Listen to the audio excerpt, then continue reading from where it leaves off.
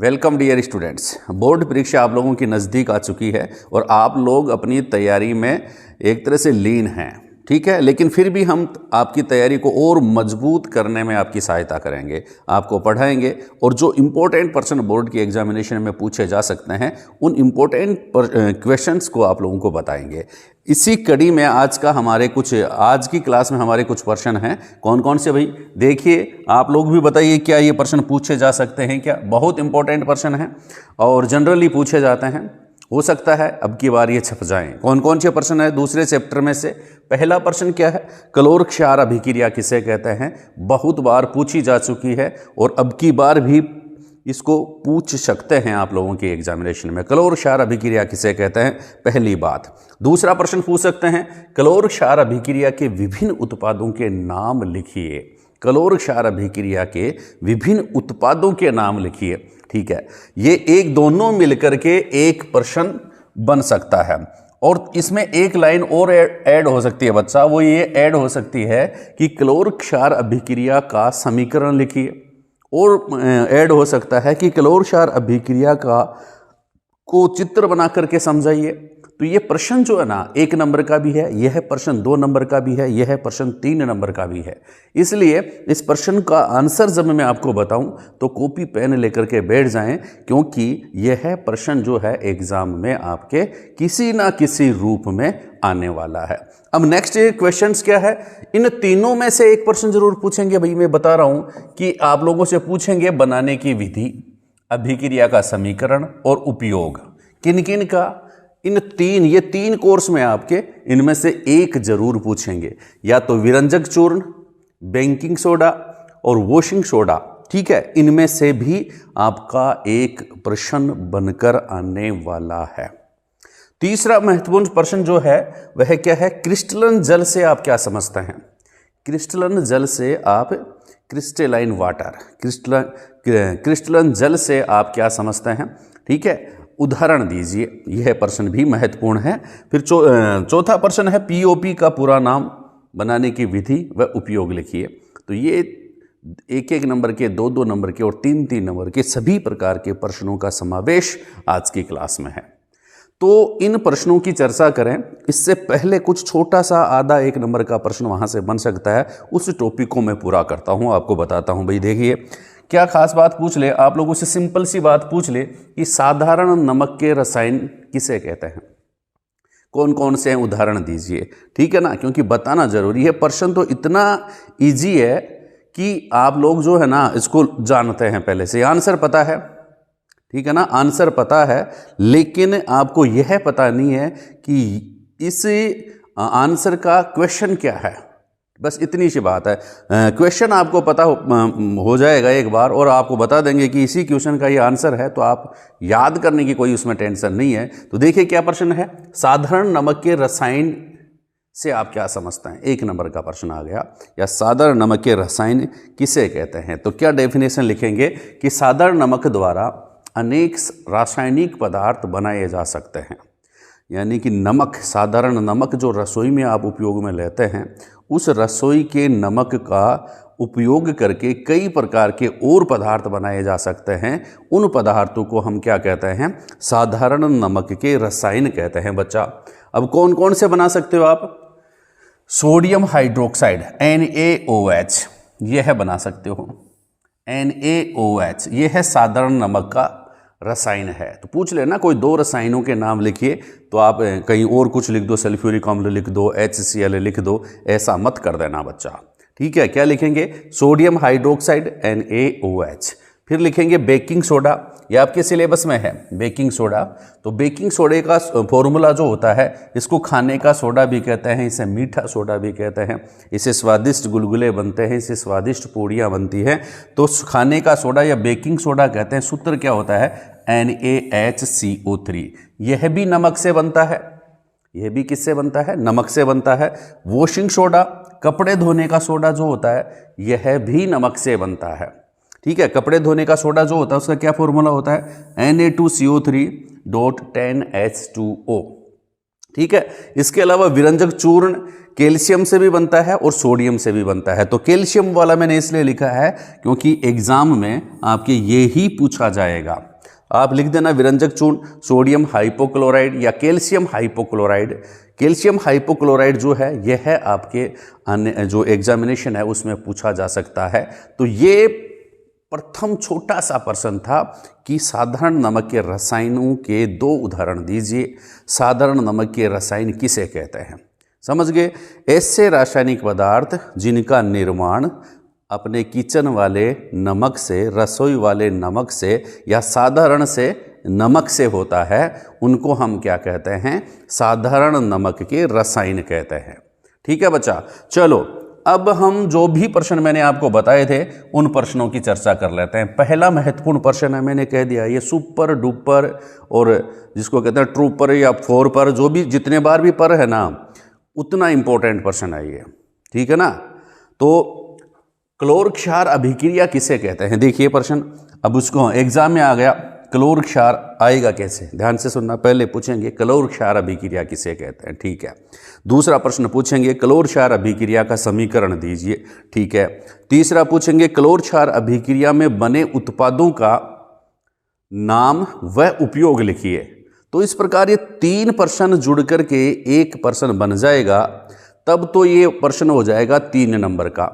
और एक एक प्रश्न प्रत्येक में से जो मैंने 3 बातें बताई है वो अलग अलग पूछ ली तो ये 1-1 नंबर के प्रश्न बनेंगे। तो इसलिए आप इसी एग्जाम में आपको कैसे लिखना है आपकी बोर्ड की एग्जामिनेशन में, वैसे ही मैंने ये यहाँ पर आंसर लिखा है। देखिए क्लोर क्षार अभिक्रिया आप लिख देंगे, लिख दिया जैसे मैंने पहले ही लिख के रख दिया ताकि मेरे को ज़्यादा टाइम खर्च नहीं करना पड़े आपके साथ, आपको समझाता रहूं और आपको सिर्फ पढ़ाता रहूं, समझाता रहूं, बताता रहूं, लिखने में थोड़ा सा मेरा टाइम बच जाए, इसलिए पहले इसको मैंने बोर्ड पे लिख लिया है। क्लोर क्षार अभिक्रिया डेफिनेशन क्या होगी? जब सोडियम क्लोराइड, सोडियम क्लोराइड क्या होता है? अपना नमक, ठीक है ना, नमकदानी में जो नमक है वह सोडियम क्लोराइड है बच्चा। तो जब सोडियम क्लोराइड के जलीय विलयन में, मतलब नमक को पानी में घोल लिया तो वह जलीय विलयन बन गया। ध्यान से सुनना, परिभाषा इतनी क्लिष्ट नहीं है, साइंस इतनी क्लिष्ट नहीं है जितनी अपन समझते हैं, बस उन शब्दों को पहचानना जरूरी है। क्या लिख रखा है कि जब सोडियम क्लोराइड के जलीय विलयन में विद्युत धारा प्रवाहित की जाती है, नमक घोल लिया पानी में, 2 तार लगा दिए करंट के, लगाते हैं ना, तो क्या होगा? होता क्या है, जब सोडियम क्लोराइड के जलीय विलयन में विद्युत धारा प्रवाहित की जाती है तो एनोड, 2 तार होते हैं, एक तो एनोड कहलाता है और दूसरा कैथोड कहलाता है। जैसे देखिए कोई भी बिजली के तार जो होते हैं वो 2 होते हैं, एक एनोड का काम करता है और दूसरा कैथोड का काम करता है। ठीक है। तो जब सोडियम क्लोराइड के जलीय विलयन में विद्युत धारा प्रवाहित की जाती है तो एनोड पर, जो बैटरी का एनोड है उसके ऊपर तो क्लोरीन गैस बनती है। उसके ऊपर कौन सी गैस बनती है बच्चा? क्लोरीन गैस बनती है। और कैथोड पर हाइड्रोजन गैस, कैथोड पर हाइड्रोजन गैस बनती है और सोडियम हाइड्रोक्साइड बनता है। ठीक है, समझ गए बात को? 2 तार हैं, एक कहलाता है एनोड, दूसरा कहलाता है कैथोड। दोनों को जब हम जल में डालते हैं, रखते हैं, फिर विद्युत धारा प्रवाहित करते हैं तो एनोड पर तो बनता है बच्चा क्लोरीन गैस और कैथोड पर बनती है क्या?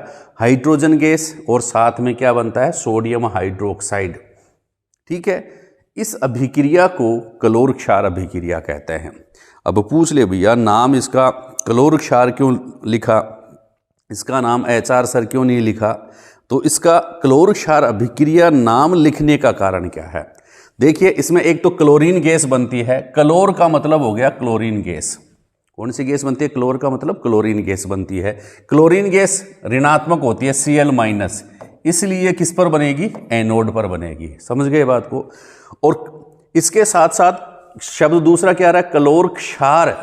यहां पर क्षार बन गया है NaOH, ये क्षार बन गया है। ठीक है, क्योंकि इस अभिक्रिया में 2 प्रोडक्ट बने मुख्यतः, एक तो क्लोरीन गैस और एक क्लोरीन गैस और दूसरा सोडियम हाइड्रोक्साइड क्षार, प्रबल क्षार है। इसलिए इस अभिक्रिया को हम क्या कहते हैं? क्लोर क्षार अभिक्रिया कहते हैं।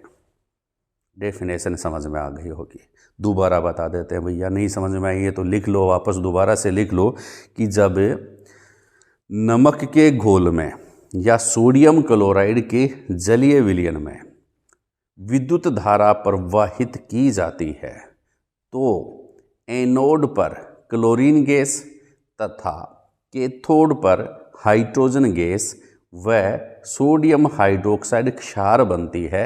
इसलिए चूंकि इस अभिक्रिया में क्लोरीन व क्षार दोनों बनते हैं, इसलिए इस अभिक्रिया को क्लोर क्षार अभिक्रिया कहते हैं।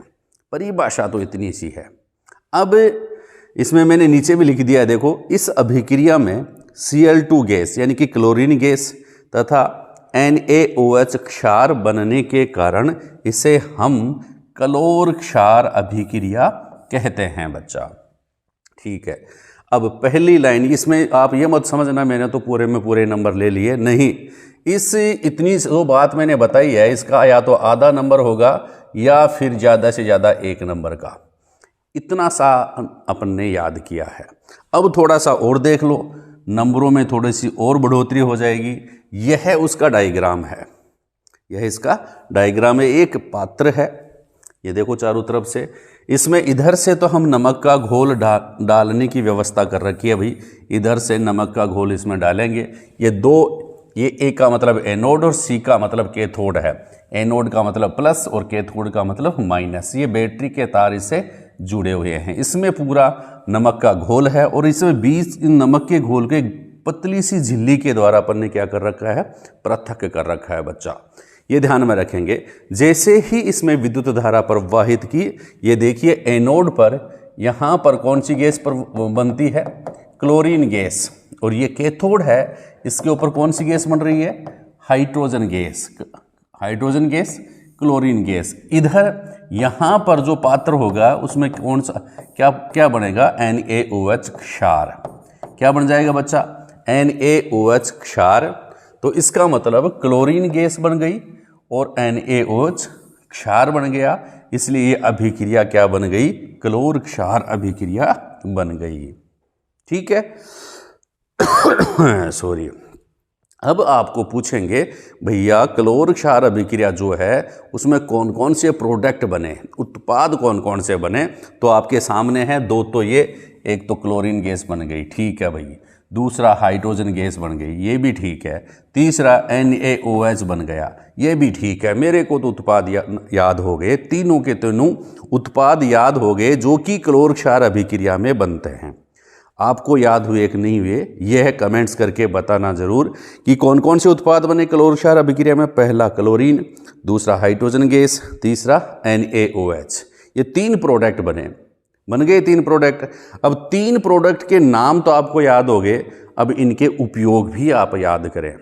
तीनों के उपयोग क्या क्या है, समीकरण भी देख लीजिए पहले अभिक्रिया का। ये देखो, Cl2 गैस क्लोरीन गैस है, इसके उपयोग क्या है, जल की स्वच्छता में।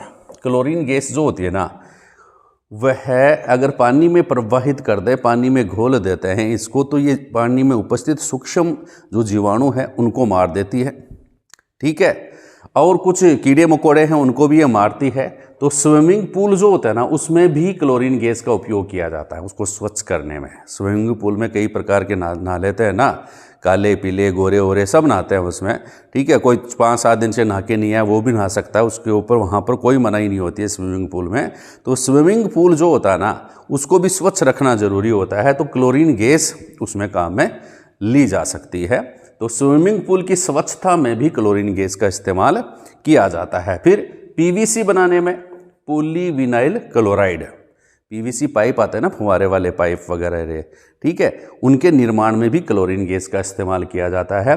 फिर क्लोरोफ्लोरोकार्बन, देखो CFC, आपको पता है CFC जिसका पूरा नाम होता है क्लोरोफ्लोरोकार्बन। क्या होता है, क्लोरोफ्लोरोकार्बन। याद रखना इस बात को। CFC का पूरा नाम पूछ लेते हैं कई बार। तो ये क्या काम आता है CFC, आपने कभी फ्रीज वगैरह देखे होंगे, है ना, फ्रीज, रेफ्रिजरेटर वगैरह जिसको अपन कह सकते हैं, बड़े बड़े जो AC वगैरह जो होते हैं, एयर कंडीशनर होते हैं, उनमें क्या होता है, इन रसायनों का उपयोग किया जाता है CFC का। और आपको ये भी पता होना चाहिए ये CFC ही ऐसे हानिकारक पदार्थ हैं, हानिकारक रासायनिक पदार्थ हैं जिनको हम फ्रीज में, रेफ्रिजरेटर में और कई बड़े बड़े शीत गृह में जिनको अपन काम में लेते हैं ठंडा करने के लिए, कोका कोला पीने के लिए, तो ये ही ऐसे रासायनिक पदार्थ है जो ओजोन की परत को नष्ट करते हैं, ओजोन की परत में छेद करते हैं, जिससे हानिकारक किरणें अपनी पृथ्वी तक आती हैं। यानी कि यह बहुत ही खतरनाक रासायनिक पदार्थ है। तो CFC के उत्पादन में किसका उपयोग किया जाता है? क्लोरीन गैस का इस्तेमाल किया जाता है रोगाणुनाशकों के निर्माण में और फिर कीटनाशकों के निर्माण में। इनमें से कोई भी 4-5 आप याद रखें कि क्लोरीन गैस का इस्तेमाल किस में किया जाता है। दूसरा और देखिए, हाइड्रोजन गैस का उपयोग, हाइड्रोजन गैस जो होती है ना, उसका उपयोग किस में करते हैं भैया? ईंधन के रूप में। आजकल हाइड्रोजन गैस को ईंधन के रूप में काम में लेने के लिए बड़ी बड़ी इंडस्ट्री स्थापित हो रही है, रिसर्च चल रहा है इसके ऊपर, है ना, हाइड्रोजन गैस के ऊपर। क्योंकि सूर्य जो होता है ना, सूर्य वगैरह, उसमें जो हीलियम वगैरह है उनका इस्तेमाल किया जा रहा है। तो हाइड्रोजन गैस का इस्तेमाल भी क्या है? ईंधन के रूप में किया जा सकता है। मोरग्रीन के निर्माण में किसका उपयोग किया जाता है? हाइड्रोजन गैस का। फिर अमोनिया के उत्पादन में भी हाइड्रोजन गैस का इस्तेमाल किया जाता है। खाद के निर्माण में भी हाइड्रोजन गैस का इस्तेमाल किया जाता है। सोडियम हाइड्रोक्साइड जो है, इसका उपयोग भी लिख रखा है भैया। सोडियम हाइड्रोक्साइड जो है क्षार है, क्षार जो होता है ना, उसका उपयोग किस में किया जाता है भाई? देखिए, धातुओं से ग्रीस हटाने के लिए, धातु के ऊपर ग्रीस लग गया है तो उसको हटाने के लिए किसका इस्तेमाल किया जाता है? NaOH का इस्तेमाल किया जाता है। साबुन व अपमार्जक बनाने में, साबुन बनाना है ना, तो सोडियम हाइड्रोक्साइड का इस्तेमाल किया जाता है। अपमार्जक बनाना है, डिटर्जेंट है ना, सर्फ वगैरह, उसमें भी NaOH का इस्तेमाल किया जाता है। फिर कागज उद्योग में NaOH का उपयोग किया जाएगा और कृत्रिम फाइबर बनाने में भी NaOH का इस्तेमाल किया जाता है। ये 3 प्रकार के उत्पाद क्लोर क्षार अभिक्रिया में बनते हैं और जिनके उपयोग हमने रीड कर रहे हैं। कई बार रिएक्शन भी पूछ लेते कि रिएक्शन लिखिए क्लोर क्षार अभिक्रिया की क्या है, तो सिंपल सी बात है कि NaCl होता है, सोडियम क्लोराइड, किसमें घोलते हैं? इसको पानी में घोलते हैं। फिर क्या प्रवाहित करते हैं? ऊपर लिख देंगे भाई, विद्युत धारा प्रवाहित करते हैं। तो क्या क्या बनता है वो मैंने बता ही दिया। 3 प्रोडक्ट हैं, एक तो NaOH, ठीक है, फिर क्लोरीन गैस और फिर हाइड्रोजन गैस। ये सिंपल सी बात है। ये इतने से प्रोडक्ट इसमें बनते हैं, तो आप लोग ये सिंपल सी रिएक्शन आप लिख सकते हैं, फिर इसको आप संतुलित कर सकते हैं। अब और देखिए आगे क्या है भाई? विरंजक चूर्ण। बहुत बार प्रश्न आता है विरंजक चूर्ण। जैसे मैंने बोर्ड पे लिखा है वो ही बोर्ड की एग्जाम में आएगा, वैसे ही बोर्ड की एग्जाम में आप लोगों से पूछेंगे जैसा कि मैंने बोर्ड पर लिखा है।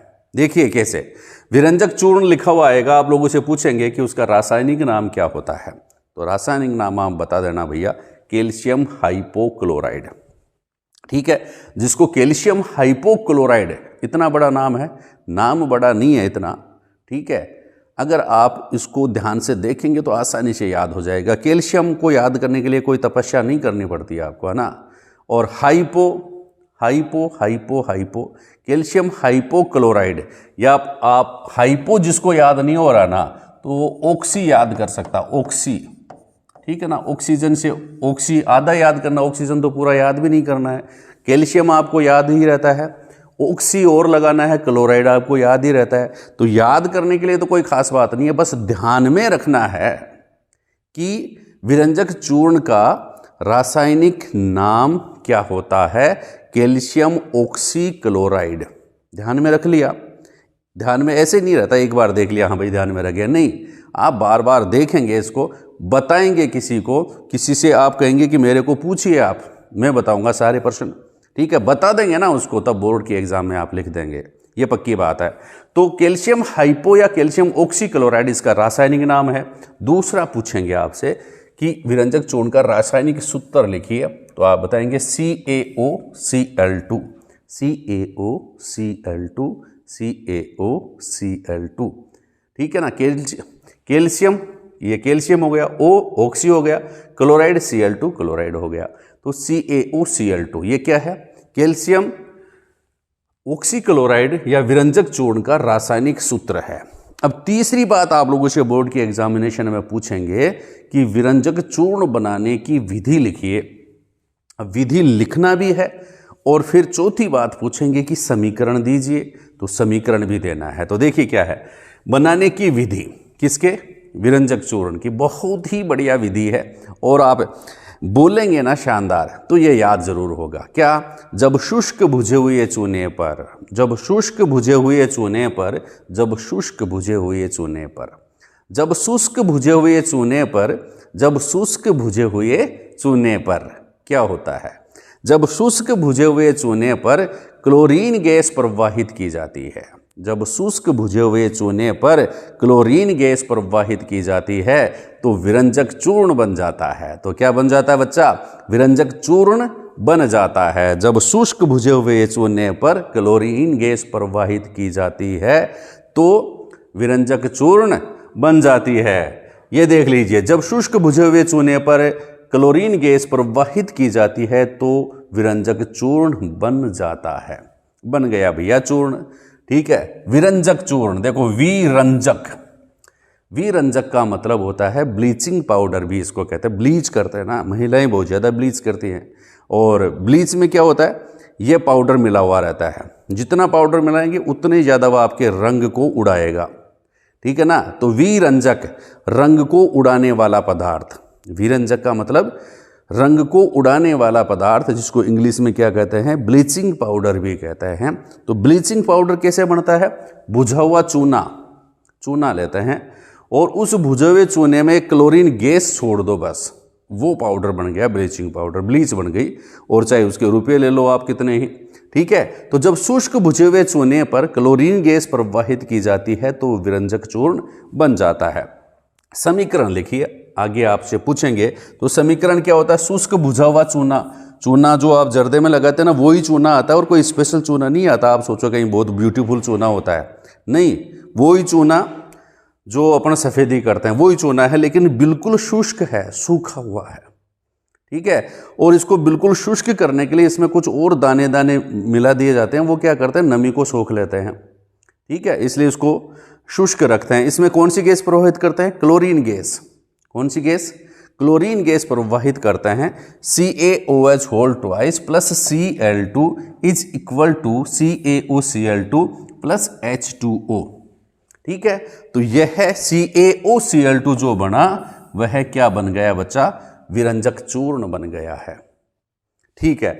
कि इस प्रकार से प्रश्न पूछे जाएंगे आपसे, भाई रासायनिक नाम कैल्शियम ऑक्सीक्लोराइड, रासायनिक सूत्र CaOCl2, बनाने की विधि जब शुष्क भुजे हुए चूने पर क्लोरीन गैस प्रवाहित कर दी जाती है तो विरंजक चूर्ण बन जाती है। फिर अभिक्रिया का समीकरण CaOH whole twice plus Cl2 CaOCl2 plus H2O। अब फिर एक और बिंदु में आप लोगों से पूछे, इसके उपयोग भी लिखिए। तो उपयोग तो आपको पता ही है, विरंजक यानी कि रंग उड़ाने के लिए, रंग हल्का करने के लिए, रंग हल्का करने के लिए। अब किसका रंग हल्का करने के लिए, देखो विरंजक के रूप में, विरंजक का मतलब रंग उड़ाने वाले पदार्थ के रूप में इसका इस्तेमाल किया जाता है। किसके विरंजन में, सूती वस्त्र, सूती वस्त्र उद्योग जो होते हैं ना उसमें कपड़ों का रंग हल्का करना होता है, सफ़ेद करना होता है ना एकदम, या फिर और कोई कलर करना होता है। तो रंग जो है उसको हल्का करने के लिए किसका काम में लिया जाता है, विरंजक। और लिनेन, जिसको लिलन का कपड़ा कहते हैं अपन, तो उसके विरंजन में किसका इस्तेमाल किया जाता है, इस विरंजक चूर्ण का इस्तेमाल किया जाता है। और देखिए कागज़ की फैक्ट्री जो होती है ना उसमें लकड़ी का मज्जा काम में लेते हैं, है ना, मज्जा, लकड़ी का मज्जा काम में लेते हैं। उस मज्जे का रंग उड़ाने के लिए भी इस विरंजक चूर्ण का इस्तेमाल किया जाता है। मज्जा के विरंजन में, विरंजन आपको याद नहीं रहे तो आप रंग उड़ाना लिख देंगे। मज्जा जो होता है लकड़ी का, पित्त, जो पित्त होता है ना तने का बीच में से एक है, जिसको कहते हैं लकड़ी के रंग का एक पदार्थ चूर्ण सा भरा हुआ रहता है, उस चूर्ण का रंग उड़ाने के में भी किसका इस्तेमाल किया जाता है। क्योंकि कागज़ वैसा नहीं होता, कागज़ तो वाइट होता है, तो इसका रंग उड़ाना पड़ेगा ना अपने को। तो रंग उड़ाएंगे तो इसके लिए विरंजक चूर्ण का इस्तेमाल करेंगे। फिर लॉन्ड्री में, मतलब जहाँ पर कपड़े वपड़े धोए जाते हैं ना, उनमें साफ कपड़े धोने के बाद फिर उनको और चमकाने के लिए उसमें थोड़ा सा विरंजक चूर्ण डाल देंगे। जैसे उजाला वगैरह डालते हैं तो रंग थोड़ा सा चमकीला हो जाता है ना, रंग उड़ जाता है उसका, ठीक है। तो उसमें भी इसका इस्तेमाल किया जाता है। इसके अलावा विरंजन के अलावा उपचायक के रूप में भी ये काम में लिया जाता है, रासायनिक उद्योगों में उपचायक के रूप में। फिर तीसरा इसका उपयोग है पीने वाले जल को जीवाणुओं से मुक्त करने के लिए।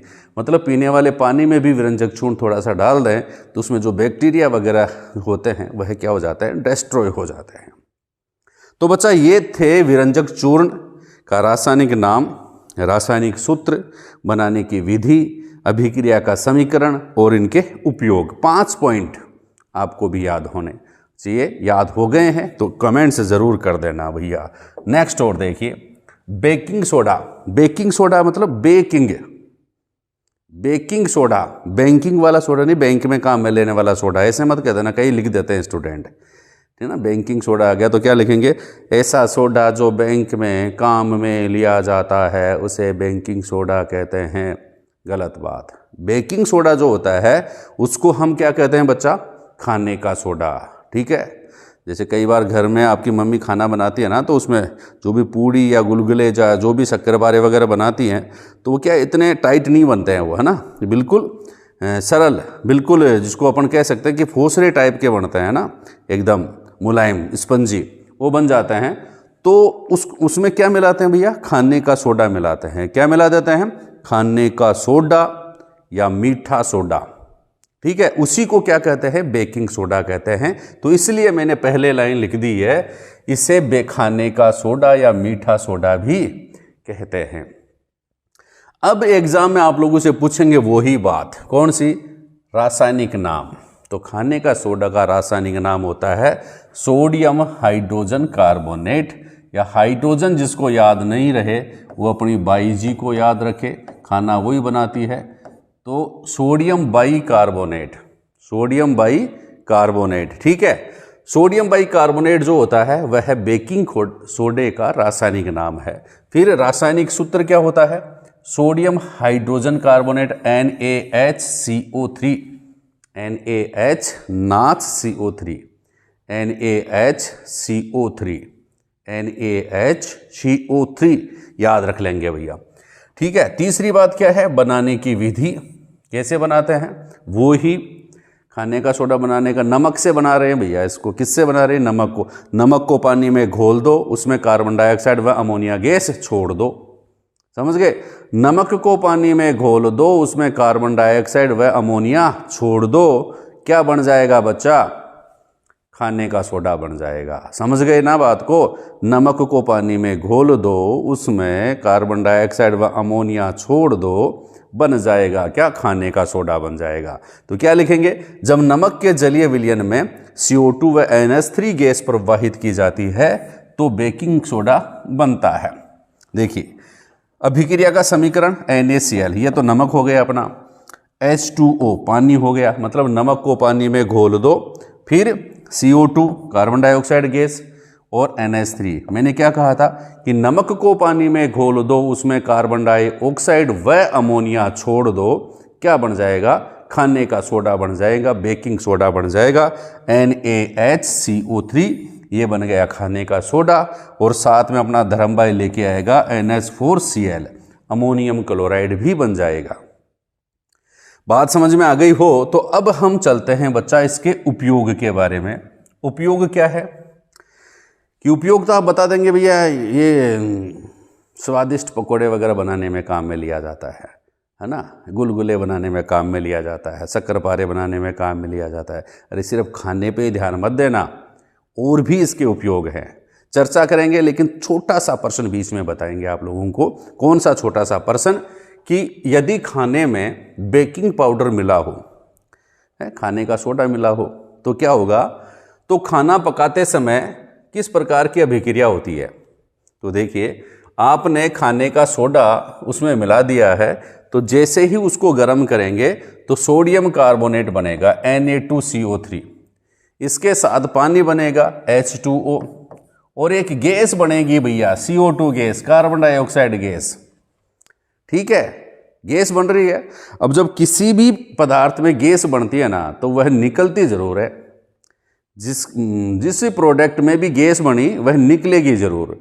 अब देखिए, यहाँ CO2 गैस बन रही है तो वह निकलेगी जरूर, बाहर निकलेगी ना, और बाहर निकलेगी ना तो छोटे छोटे छिद्र जरूर करेगी। इसलिए जब छोटे छोटे छिद्र खाने के पदार्थ में हो जाएंगे जो आपने खाने के लिए कुछ भी पकोड़े वगैरह बनाएंगे, छोटे छोटे छिद्र उसमें बन जाएंगे, तो क्या होगा बच्चा, वह एक तो पूरी तरह से पक जाएगा और दूसरी बात वह मुलायम भी हो जाएगा और वह स्पंजी भी हो जाएगा। आप हल्के हाथों से भी तोड़ के उसको खाएंगे ना तो टूट जाएगा और आपको खाने में मज़ा आएगा। तो खास बात क्या है, कौन सी अभिक्रिया होती है, ये प्रश्न 1 नंबर का आप लोगों से पूछ सकते हैं कि यदि खाने में बेकिंग सोडा या बेकिंग पाउडर मिला हो तो कौन सी अभिक्रिया होती है, उस अभिक्रिया का समीकरण लिखिए। तो भैया ये अभिक्रिया होती है कि NaHCO3, ये बेकिंग सोडा है, इसको गर्म किया तो सोडियम कार्बोनेट जल बना और इसके साथ कार्बन डाइऑक्साइड गैस भी बन गई। समझ गए बात को। अब देखिए बेकिंग सोडे के उपयोग अब बताते हैं आपको, है ना, क्या क्या उपयोग हैं बेकिंग पाउडर बनाने में। देखो बेकिंग पाउडर बनाने में बेकिंग सोडा पड़ा था, लेकिन नया शब्द आया है। आप ये मत समझना बेकिंग सोडे की बात हो रही है, एक नया शब्द आ गया धीरे से, जो आपको पकड़ना है इसको। बेकिंग पाउडर आ गया, ये पाउडर लिखा है, पहले अपन पढ़ रहे थे सोडा, ठीक है, ऐसे मत हो जाना मोडा, ध्यान से देखो इसको कि बेकिंग सोडा अपन पढ़ रहे थे। बेकिंग सोडा जो होता है ना उसको खाने का सोडा या मीठा सोडा कहते हैं, लेकिन बेकिंग सोडे से क्या बना रहे हैं, बेकिंग पाउडर बनाने हैं। तो बेकिंग पाउडर बनाने में किसका उपयोग किया जाता है, बेकिंग सोडे का। अग्निशामक यंत्र में, आग बुझाने वाले जो यंत्र जो होता है ना उनमें भी सोडियम बाइकार्बोनेट या खाने का सोडा इस्तेमाल किया जाता है, क्योंकि खाने का सोडा जो होता है ना जब क्रिया करता है तो क्या होता है भाई, किसी अम्ल वगैरह से क्रिया करेगा तो कार्बन डाइऑक्साइड गैस जरूर छोड़ेगा।